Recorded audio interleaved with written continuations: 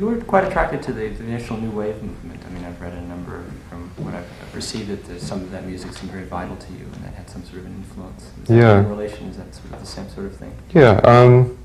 Well, when New Wave happened in England about '78, it was a real shot in the arm for absolutely everybody. Something had to come along at that point because music had reached this very tired stage. You had all the stars of the '70s who were just grinding it out endlessly and you know, to very little musical effect really. You know, they were selling records, but you know, the shot had to be called sooner or later, and it was. And the punk bands, you know, were recording really cheap, and they were playing really raw, you know, using little amps and little PA systems, and it was all real street stuff, and people loved it.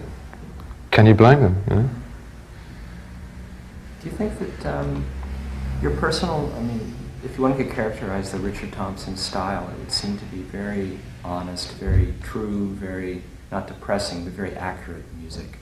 And in some ways I think that might be too accurate for the mass audience to deal with. And people need reassurance in music sometimes. They don't want to know about these realities. And have you ever felt that, you know, that pressure to come up with a hit and give the Pointer Singers another song to cover? Sure. I'm all for hits. You know, they're very handy. You know, I need the money, and it gives one a lot more freedom, and a lot more flexibility. I think one has to do it on one's own terms. Otherwise, it's something that doesn't last. You know, I think you have to do it on your own terms, and yeah, I'm not averse to that sort of thing at all. How would you define those terms? When is a situation right, and when is it? I don't know. Music starts from yourself. You know, it comes from inside people, and it comes from the heart. In its purest form, it comes from the heart. And every musician, I think, tries to tap the heart. You know, tries to tap the heart of himself. And when you do that, then it reaches everyone else. And sometimes in concert situations or you know, clubs or something, you can do things in music that you can't do it with anything else. Music has a quality that you don't find in anything else. You don't find it in the spoken word, and you don't find it in anything visual. You know, it's something unique that can transcend everyday experience, and it starts from yourself. And every musician tries to tap it in himself. Someone asked Dizzy Gillespie after a gig, you know, how did it go, Dizzy? You know, and he said, you know, terrible. I think I got like, you know, 2 notes right tonight. And he says, you know, sometimes you're lucky to get 2 notes right in your whole lifetime. And I think that's very true. You know, it's hard to find those really, the notes that really go there. And when you do find those notes, it's nothing to do with you.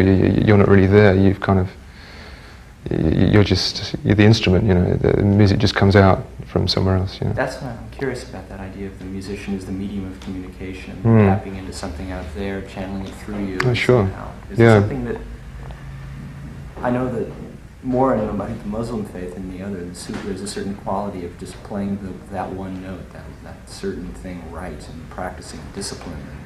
You know, have you felt you're perfected? You've gotten closer to that understanding what you do? I don't think so.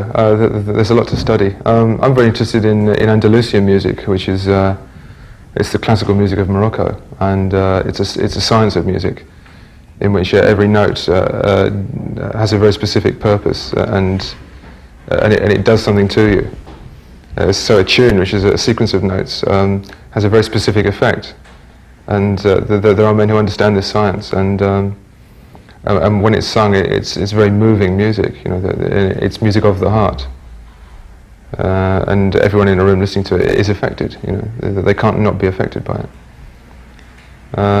So you know, that's all there.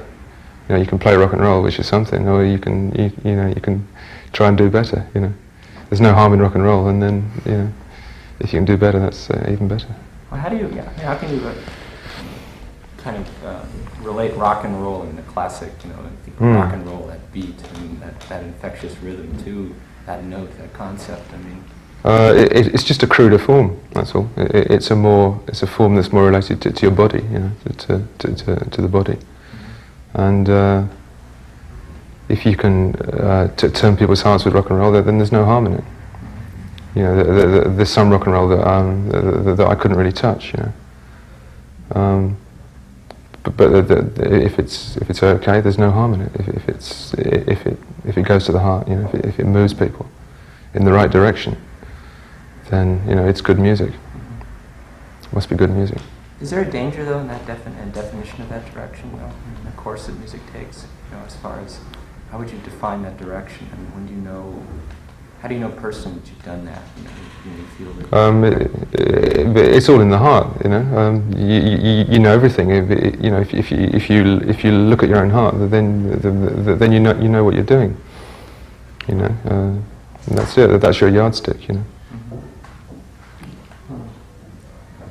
What do you think is it about the music industry, the music business, that gets in the way and prevents that communication, prevents that, you know, that tapping of the heart? Money, and it's close ally business. How can you have a music business? You know, they're contradictory. They really are contradictory in the way it's set up. Too much business and not enough music. A lot of musicians live in fear of failure. They live in fear of not having a hit, so they play safe.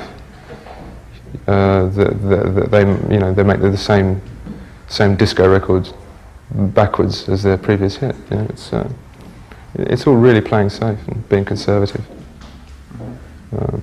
There's not much music that's really out to be, you know, really enjoyable or to really say anything. You know. It usually plays safe. Do you think the great artists then are the ones who either realize that or it doesn't, you know? I don't know. How does it? You know, what resilience have you learned? And what if you had to give advice to someone who is starting out? You know, based on your experience in, you know, music, how would you warn people against that? I just say follow your heart, because it's, you know, it's just like a sea. You know, there's sharks in it, so you keep your eyes open and you learn who the sharks are, and you know, try and stay on the edge of it, maybe. I don't know. It's you know, that's my experience. It's not everybody's. It's hard to say. Everyone has their own experience. Would you do anything different? I mean, looking back in the last 15 years of your career, which is hopefully the beginning, any things you regret not doing or wish you had done? No, it's done. I'm not really interested. You know, it's done. I'm more interested in, you know, what's next. Hopefully coming back in April to California. I hope so. Okay, that's it. How are we doing on tape, Jim?